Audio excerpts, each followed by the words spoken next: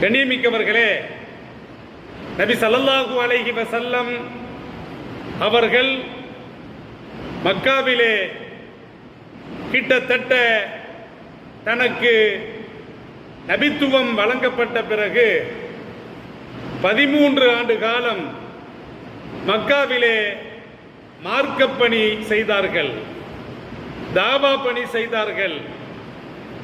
ஆனால் அவர்களுக்கு பல வழிகளிலும் பல ரூபங்களிலும் சிரமங்களுக்கு மேல் சிரமங்களாக, கஷ்டத்திற்கு மேல் கஷ்டங்களாக அந்த இறை மறுப்பாளர்கள் கொடுத்து வந்தார்கள். எனவே ஸல்லல்லாஹு அலைஹி வஸல்லம் அவர்கள் என்ன நினைக்கிறாங்க அப்படின்னா,